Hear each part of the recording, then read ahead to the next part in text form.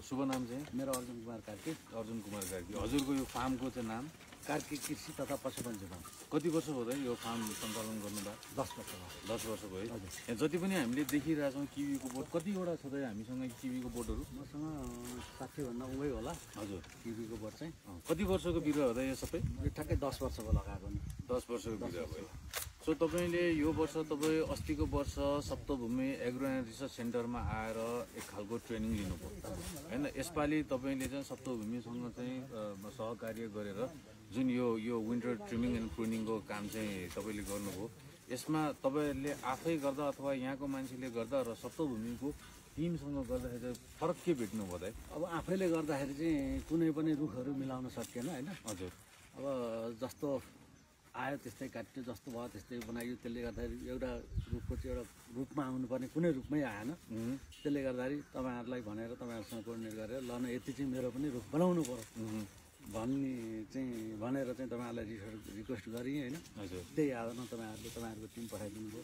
अब यस साललाई चाहिँ अब धेरै मिलो आगो अझ मिलाउने कोसिस गर्ने हो, पराङ्गो झन् मिलाउने। त्यस भए त आफै मिटिङ आफै आइहाल्छ। त्यही अघि हाम्रो सरहरूसँग सोद्धाखेरि लगभग यो बिरुवा चाहिँ सेपमा आउनको लागि चाहिँ 2 देखि 3 वर्ष म्याक्सिमम 4 वर्षसम्ममा चाहिँ लाग्ने यो बोटले चाहिँ सेपमा आउँछ भन्नुभएको छ होइन।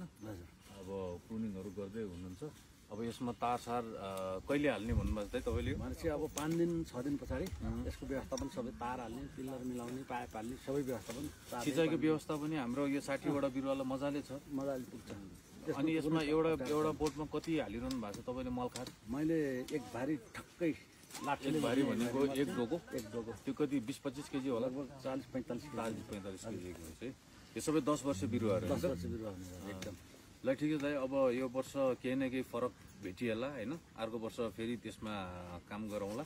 अब यसपालि तपाईँको चाहिँ यो फार्ममा चाहिँ यो ठाउँमा चाहिँ यसरी सप्तभूमिले आएर चाहिँ यो ट्रिमिङ प्रुनिङ बाइन्डिङ काम गरिसकेपछि अरू मान्छेहरूले पनि केही फरक भेट्नु होला।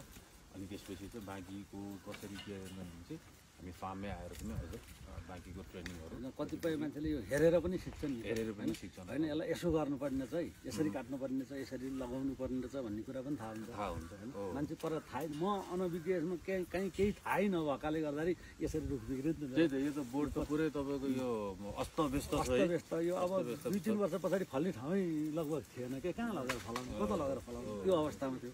त्यसले गर्दाखेरि अहिले चाहिँ अब क्लिन हुँदैछ।